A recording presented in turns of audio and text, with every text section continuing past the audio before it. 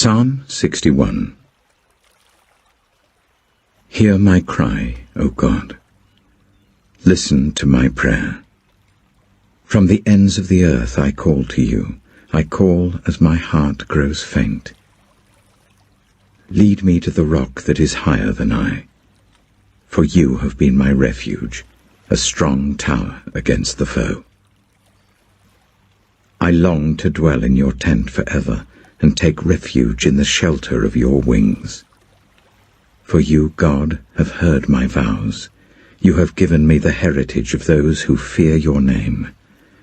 Increase the days of the king's life, his years for many generations. May he be enthroned in God's presence forever. Appoint your love and faithfulness to protect him. Then I will ever sing in praise of your name, and fulfill my vows day after day. Proverbs chapter 25. These are more Proverbs of Solomon, compiled by the men of Hezekiah, king of Judah. It is the glory of God to conceal a matter. To search out a matter is the glory of kings. As the heavens are high and the earth is deep, so the hearts of kings are unsearchable. Remove the dross from the silver, and a silversmith can produce a vessel. Remove wicked officials from the king's presence, and his throne will be established through righteousness. Do not exalt yourself in the king's presence, and do not claim a place among his great men.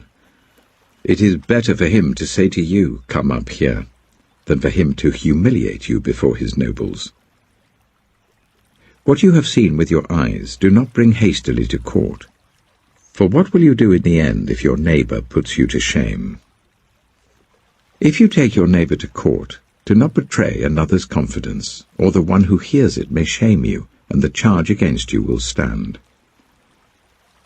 Like apples of gold in settings of silver is a ruling rightly given. Like an earring of gold, or an ornament of fine gold, is the rebuke of a wise judge to a listening ear. Like a snow-cooled drink at harvest time is a trustworthy messenger to the one who sends him. He refreshes the spirit of his master. Like clouds and wind without rain is one who boasts of gifts never given. Through patience a ruler can be persuaded, and a gentle tongue can break a bone. If you find honey, eat just enough. Too much of it and you will vomit. Seldom set foot in your neighbor's house. Too much of you, and they will hate you.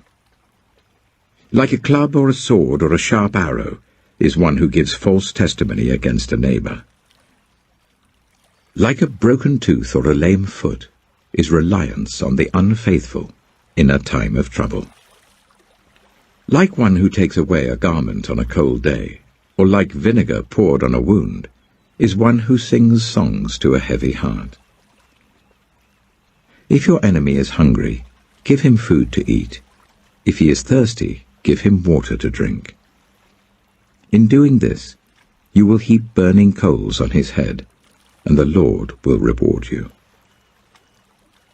Like a north wind that brings unexpected rain is a sly tongue, which provokes a horrified look. Better to live on a corner of the roof than share a house with a quarrelsome wife. Like cold water to a weary soul is good news from a distant land. Like a muddied spring or a polluted well are the righteous who give way to the wicked. It is not good to eat too much honey, nor is it honorable to search out matters that are too deep. Like a city whose walls are broken through is a person who lacks self-control. Mark chapter 5. They went across the lake to the region of the Gerasenes. When Jesus got out of the boat, a man with an impure spirit came from the tombs to meet him. This man lived in the tombs, and no one could bind him anymore, not even with a chain. For he had often been chained hand and foot, but he tore the chains apart and broke the irons on his feet. No one was strong enough to subdue him. Night and day, among the tombs and in the hills, he would cry out and cut himself with stones. When he saw Jesus from a distance, he ran and fell on his knees in front of him. He shouted at the top of his voice, "What do you want with me, Jesus, Son of the Most High God?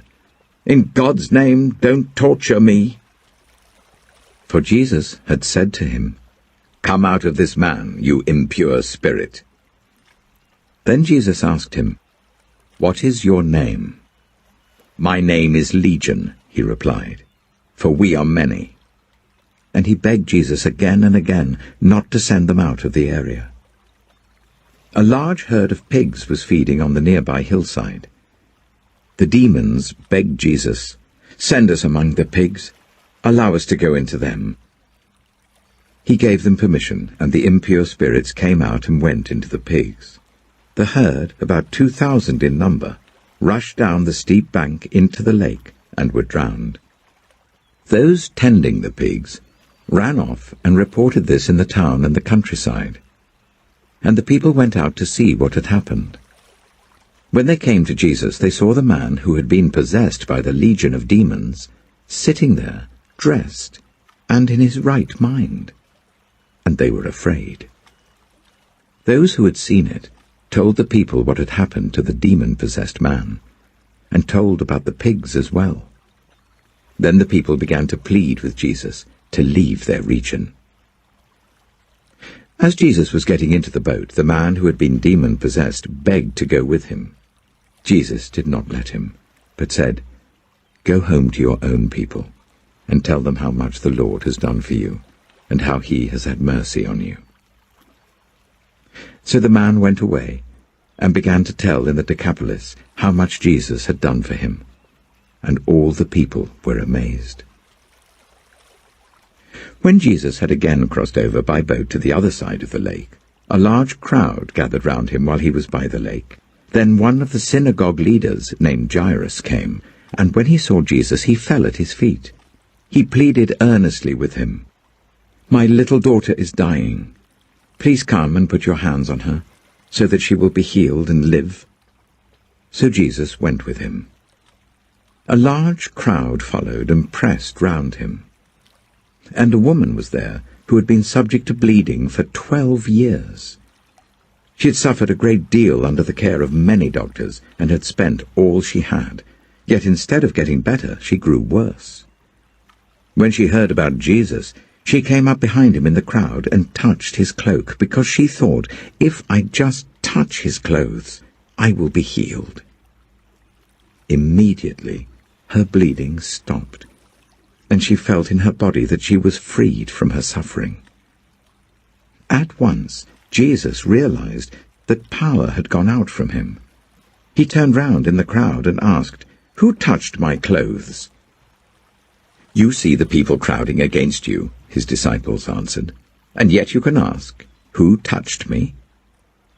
But Jesus kept looking around to see who had done it. Then the woman, knowing what had happened to her, came and fell at his feet, and trembling with fear, told him the whole truth. He said to her, "Daughter, your faith has healed you. Go in peace and be freed from your suffering." While Jesus was still speaking, some people came from the house of Jairus, the synagogue leader. "Your daughter is dead," they said. "Why bother the teacher any more?" Overhearing what they said, Jesus told him, "Don't be afraid. Just believe." He did not let anyone follow him except Peter, James, and John, the brother of James. When they came to the home of the synagogue leader, Jesus saw a commotion with people crying and wailing loudly. He went in and said to them, "Why all this commotion and wailing? The child is not dead, but asleep." But they laughed at him. After he put them all out, he took the child's father and mother and the disciples who were with him, and went in where the child was. He took her by the hand and said to her, "Talitha kum," which means, "Little girl, I say to you, get up." Immediately the girl stood up and began to walk around. She was 12 years old. At this they were completely astonished. He gave strict orders not to let anyone know about this, and told them to give her something to eat.